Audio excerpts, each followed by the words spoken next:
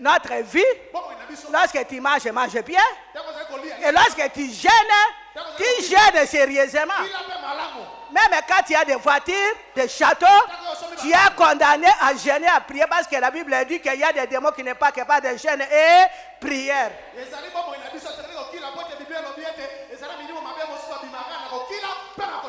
La Bible dit quand le diable arrive, il ronde comme un lion cherchant qui dévorer.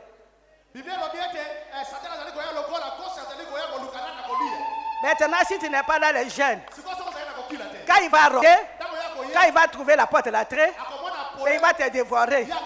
La Bible dit, résistez-lui avec une ferme assurance. Mais avec quoi tu vas résister?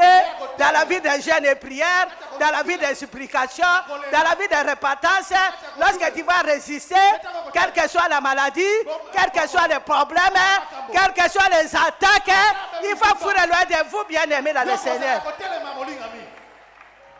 C'est ça la vie.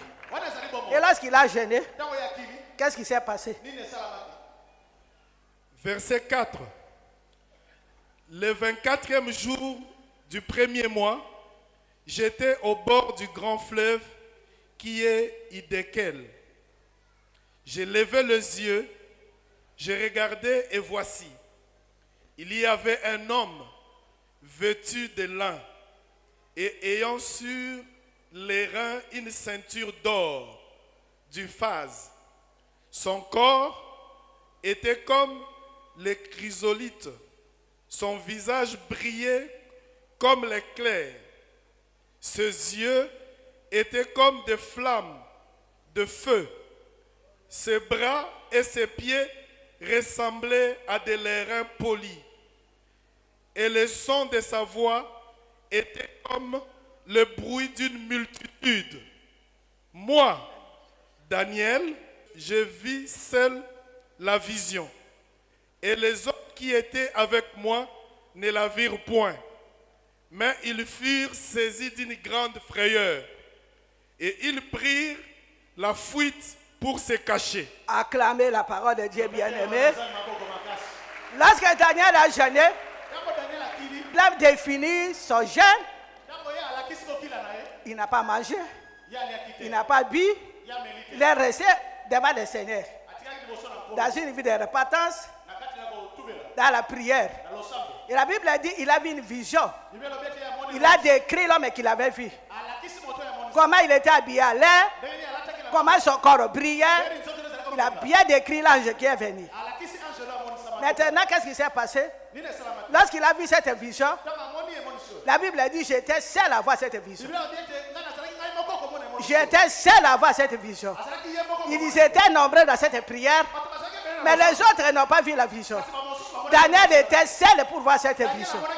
Les autres ont senti qu'il y a quelque chose de spirituel. Ils ont eu la frayeur, ils ont tremblé, ils ont pris fuite. Il est resté seul. Bien aimé dans le Seigneur, si tu es venu au combat, c'est pour chercher à voir des choses surnaturelles. Ce qui se passe dans ta famille. Nous avons dit Jérémie 33:3, ça veut dire être comme Daniel. Depuis 24 ans, nous ne cessons de dire ça. Et si nous n'avons pas de prophète, et si Dieu n'a pas dit qu'il y aurait prophète ici, Maman Olang n'est pas prophétesse, Maman Olang est messagère, elle a appelé à former des messagères comme elle pour prêcher la parole de Dieu, des messagers qui gênent, qui prient pour avoir des révélations, pour avoir des visions, pour leur vie, pour leur famille, pour leur maison. Ça, c'est le ministère de combat. Ça, c'est notre ministère. Nous n'avons pas de prophètes ni de prophétesses. Dieu nous a appelés pour prier, pour jeûner, faire la repentance. Il va t'ouvrir les yeux pour te montrer ce qui s'est passé dans ta vie, dans ta famille, ce que les ancêtres ont fait, comment ils vous ont condamné, comment ils vous ont livré, comment ils vous ont lié. Ça, c'est notre ministère. Nous ne voulons pas la confusion sur le ministère. Ce n'est pas un ministère des prophètes. Nous sommes encore en train de nous préparer dans la repentance pour que Dieu t'ouvre les yeux. Dieu veut faire de toi toi-même que tu vois les choses dans ta maison. Qui Il t'ouvre les yeux pour voir le serpent qui est en train de conduire la famille.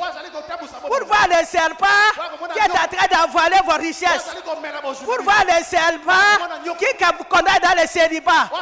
Pour vous montrer la prostituée qui est assise dans votre famille. Pour vous condamner dans les blocages, dans le célibat. Toi seul.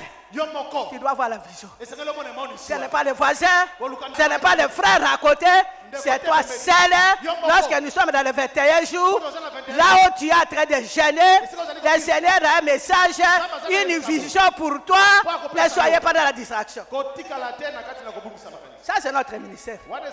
Vous voyez, le diable aime toujours changer la vision des gens. Comme ça, vous voyez, le diable commence à envoyer des gens ici.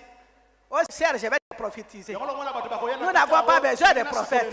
Nous avons besoin de femmes et des hommes qui gênent pour que le Seigneur vienne avec une révélation, pour que le Seigneur nous ouvre les yeux spirituels pour voir des choses cachées que tu ne connais pas. Ce qui s'est passé dans ta famille, avec tes ancêtres, avec les arrières, comment ils ont condamné les gens, comment ils ont condamné les enfants. Le Seigneur t'a amené ici comme Daniel pour que tu aies des révélations. Lorsque tu vas être libéré, tu vas aider ta famille. Tu es venu en mission ici. Même si la famille est dans la sorcellerie, même s'ils sont dans le fétichisme, si tu as mis tes pieds ici, c'est pour les libérer. Lorsque tu auras la vision claire, si c'est le serpent, les jours tu vas tuer le serpent toi-même, tu vas libérer toute la famille. Toute la famille sera libérée à cause de toi. Prenez les jeunes au sérieux. Lorsque tu vas maintenant détruire des marmites et des familles, les marmites, là on a fermé tout le monde, les diplômes de tout le monde, les mariages de tout le monde.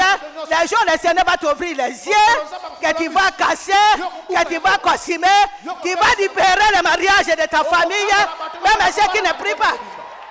Tu as mission ici. Prends les choses au sérieux. Même si on te combat, tourne les dos. Même si la famille t'injurie, ce n'est pas ton problème. Toi, tu es venu ici pour découvrir des choses anciennes que la famille ne connaissait pas. Comme Daniel. Ne sois pas dans la distraction. Ne soyez pas distraits. Soyez sérieux. Nous avons un Dieu puissant, bien-aimé dans le Seigneur. Un Dieu qui va te révéler des choses. Vous voyez, Daniel a vu la vision. Personne qui a vu. Lui-même a vu. Ta vision de famille, c'est toi-même qui vas voir. Ce n'est pas maman Langui. Je vais vous raconter une histoire. Vous voyez comment le diable change. Depuis qu'on a commencé au bébé cette terre, moi je ne prie pas pour les gens. Nous sommes venus au parc, je ne prie pas pour les gens. Les mêmes principes que Dieu m'a donné, je vous ai donné. Les 10 définitions de la prière, les obstacles à la prière, les ennemis de la prière, on enseigne cela dans tous les sièges. Ce sont mes révélations. Maintenant, qu'est-ce que le diable a fait? Quand les gens voyagent, prie pour moi. La semaine passée, le Seigneur a dit, tu fais l'erreur. Tu ne peux plus prier pour les gens. Tu n'es pas le pasteur. Si tu pries pour les gens, le ministère va se détruire bientôt. Tu ne peux pas prier pour les gens qui n'ont pas dormi avec toi. Peut-être à prier pour le voyage. La personne a péché. Lorsque tu vas prier pour lui, s'il fait l'accident, quand si maman s'en mérite, il n'a koufi. Il ne prie plus jamais. Tu as appris aux gens à prier. La personne doit faire la repentance avant le voyage. Il doit invoquer le Saint-Esprit. Il prend son avion. Le Saint-Esprit sera avec lui. La mère de Dieu sera avec lui. Maintenant, quand les gens viennent, moi je dis je ne prie plus. Ce n'est pas ça la vision. Je vous ai appris à prier. Je vous ai appris la repentance. Quand vous prêchez ici, souvent je suis assis là, Dieu vous utilise.